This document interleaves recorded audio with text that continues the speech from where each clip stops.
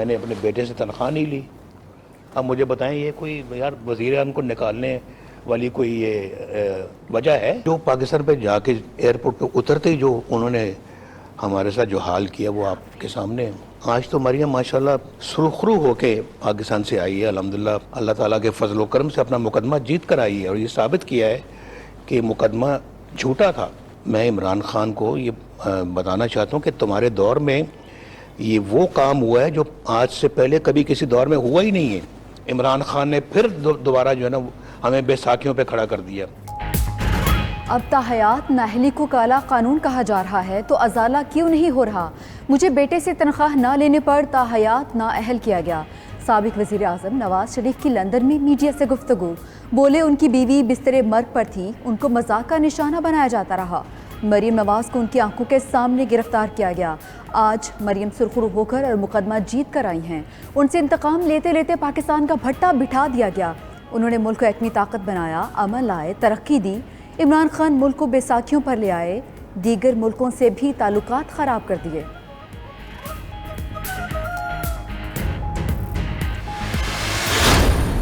پچھلے 6 مہینے میں جتنی مجھے اللہ نے عزت دیا، مجھے ساری زندگی میں کبھی اتنی عزت نہیں ملی. کہ اگر انسان کے ہاتھ میں ذلت ہوتی تو آج میں بڑا ذلیل ہو چکا ہوتا.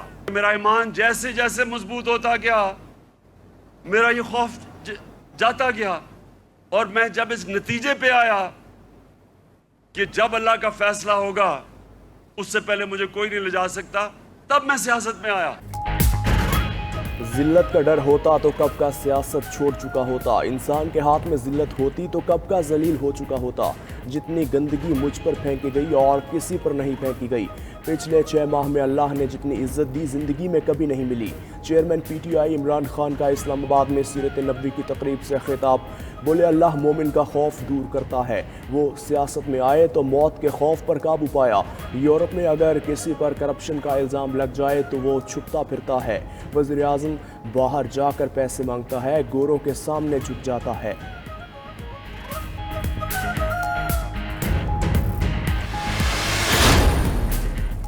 کیا بہتان، جھوٹ اور مخالفوں کو جیلوں میں ڈالنا ریاست مدینہ کی پیروی ہے؟ وزیر اعظم شہباز شریف کہتے ہیں سیلاب زدگان کو بھول کو اپنی سیاست کرنا کہاں کی ریاست مدینہ ہے. قانون اور عدالت کو نہ ماننے کا ریاست مدینہ میں تصور نہیں ہو سکتا. کیا ریاست مدینہ میں توشہ خانہ کو ذاتی کاروبار بنانے کا تصور ہو سکتا ہے؟ کیا یہ تصور تھا کہ دوسروں کے گھر گرا کر اپنا گھر ریگولرائز کرا لیا جائے؟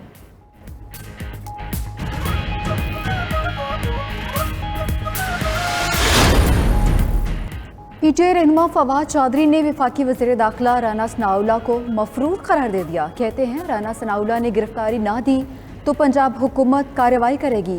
Rana Sanaullah P T I کے لانگ مارچ کو کنٹرول کرنے کے لیے اسلام آباد میں نہیں ہوں گے.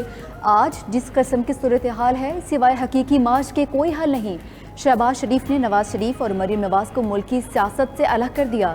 نواز شریف کس ڈیل کے تحت وطن واپس آ رہے ہیں؟ قوم کو تفصیلات بتائی جائیں.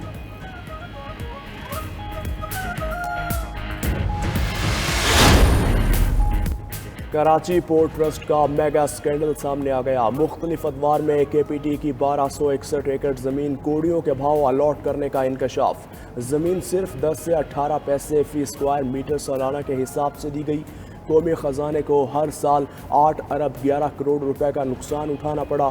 کراچی پورٹ ٹرسٹ کے ٹھیکوں میں بھی گھپلے کیے گئے. نواز شریف کے گزشتہ دور میں ڈسکوالیفائڈ کمپنی کو ٹھیکے دے کر 4.5 کروڑ سے زائد کا نقصان ہوا. نواز شریف حکومت نے ہی 2 کمپنی سے ڈالرز میں معاہدے کر کے خزانے کو 8 کروڑ روپے سے زائد کا نقصان پہنچایا. ہوش ربا دستاویزات پبلک اکاؤنٹس کمیٹی میں پیش کر دی گئی.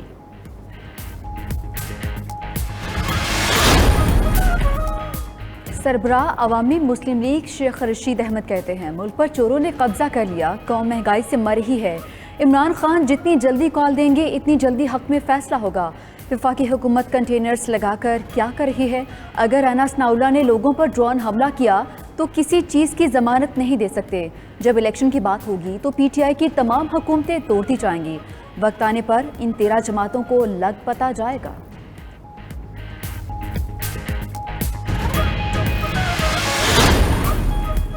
سابق صدر آصف علی زرداری صحت یاب 13 دن بعد اسپتال سے ڈسچارج ہو کر بلاول ہاؤس پہنچ گئے۔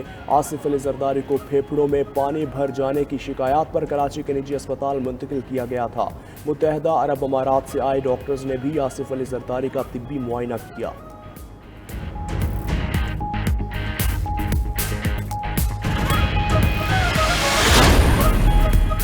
لندن میں نواز شریف کی رہائش گاہ ایون فیلڈ کے باہر پی ٹی آئی کے حامیوں کا احتجاج۔ مظاہرین نے نواز شریف اور مریم نواز کے خلاف نعرے لگائے۔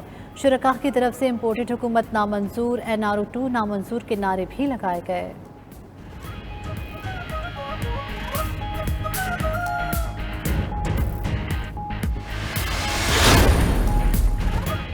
مریدکے میں 8 افراد کا قتل، غفلت برتنے پر SHO سمیت 5 اہلکار گرفتار، مقدمہ درج۔ SHO 3 ASI اور محرر کے خلاف کارروائی کا حکم IG پنجاب نے دیا۔ RPO شیخوپورہ نے واقعے کی انکوائری بھی مکمل کر لی۔ رپورٹ کے مطابق مقامی لوگوں نے ملزم فیض رسول کے لوگوں کو زخمی کرنے کے چند روز قبل اطلاع دی تھی۔ پولیس نے سنگین غفلت کا مظاہرہ کرتے ہوئے کوئی کارروائی نہیں کی۔ دوسری جانب ملزم فیض 3 روزہ ریمانڈ پر پولیس کے حوالے۔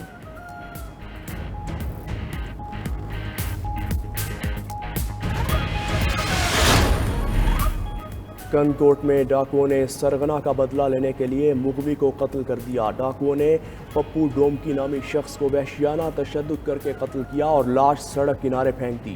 مغوی کو گینگ کے سرغنہ ببی بھنگوار کے قتل کے بدلے میں مارا گیا۔ ڈاکوؤں نے ویڈیو بھی سندھ پولیس کو چیلنج کر دیا۔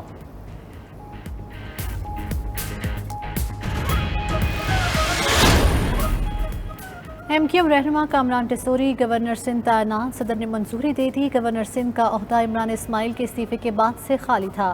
MQM کے ترجمان کے مطابق آئینی عہدے کے لیے 2 نام وفاق کو ارسال کیے تھے۔ امید ہے کامران ٹیسوری شہر سندھ کی محرومیوں کا ازالہ کرنے میں کردار ادا کریں گے۔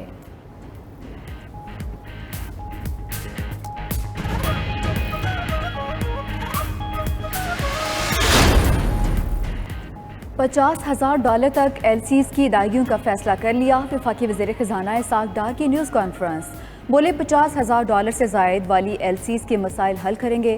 مجموعی کیسز 7,952 ہیں۔ وزیر اعظم کی ذاتی دلچسپی تھی، صنعت کاروں کے لیے بجلی کے مسائل کا حل نکالا۔ مزید کہا، موڈیز کی رپورٹ کا جواب دیا، پیرس کلب نہ جانے کا فیصلہ کیا ہے۔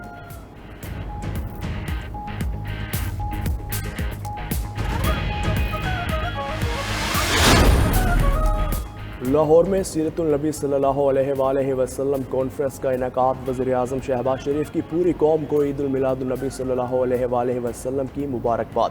خطاب میں کہا، 12 ربیع الاول بہت برکتوں اور سعادت والا دن ہے۔ اللہ نے حضور صلی اللہ علیہ وآلہ وسلم کو انسانیت کی فلاح کے لیے بھیجا۔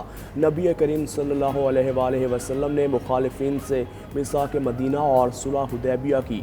ریاست مدینہ کے آئین میں ہمیں اپنا جائزہ لینا چاہیے۔ گورنر بلیغ الرحمان اور علامہ راغب نعیمی نے بھی کانفرنس سے خطاب کیا۔ سیکیورٹی فورسز کا شمالی وزیرستان کے علاقے میر علی میں خفیہ اطلاعات پر آپریشن۔ ISPR کے مطابق فورسز اور دہشت گردوں کے درمیان شدید فائرنگ کا تبادلہ ہوا۔ فائرنگ کے تبادلے میں 2 دہشت گرد ہلاک ہو گئے۔ مارے جانے والے دہشت گردوں سے اسلحہ اور گولہ بارود برآمد۔ دہشت گرد سیکیورٹی فورسز کے خلاف کارروائی اور شہریوں کے قتل میں ملوث تھے۔